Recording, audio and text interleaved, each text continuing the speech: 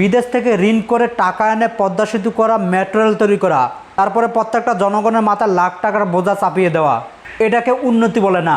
বিশ্বের দরবারে বাংলাদেশকে রিপ্রেজেন্ট করা, যেটা কিনা আজ পর্যন্ত কোনো সরকার করতে পারেনি, সেটা ডক্টর মোহাম্মদ ইউনূস করে দেখিয়েছে। হ্যাঁ, আমরা ভাগ্যগুণে এরকম একটা সরকার পেয়েছি। আগামী 10 বছর যদি ডক্টর মোহাম্মদ ইউনূস বাংলাদেশের উপদেষ্টা থাকেন, বাংলাদেশ মাথা উঁচু করে বিশ্বের দরবারে দাঁড়াবে। দেখেন, যুদ্ধ করতে কোনো অস্ত্রের প্রয়োজন পড়ে না। ভারতের কাছে এত শত অস্ত্র থাকা, এমনকি সেনাবাহিনী থাকার পরও বাংলাদেশকে নিয়ে এদের প্রতিনিয়ত আতঙ্ক, শুধুমাত্র এই মানুষটার জন্যই। গত 87 মাস ডক্টর মোহাম্মদ ইউনূস 4 দিনের চীনের সফরে যাওয়ার পর থেকেই ভারতের রাতের ঘুম যেন হারাম হয়ে গেছে।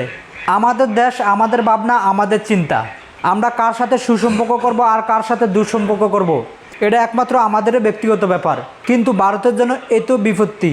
এরা মনে করেন আগের সরকারকে আমরা যেভাবে বলেছি সেভাবেই শুনেছে, এই সরকারকেও আমরা যেভাবে বলবো সেভাবেই শুনতে হবে। ডক্টর মোহাম্মদ ইউনূস শোনে না বলেই তার পিছু লেগেছে। প্রিয় দর্শক, একজন উপদেষ্টা সরকার হিসাবে ডক্টর মোহাম্মদ ইউনূসকে আপনার কেমন লাগে? আপনার মূল্যবান মতামত আমাদের ভিডিওর নিচে থাকা কমেন্টস বক্সে জানাবেন।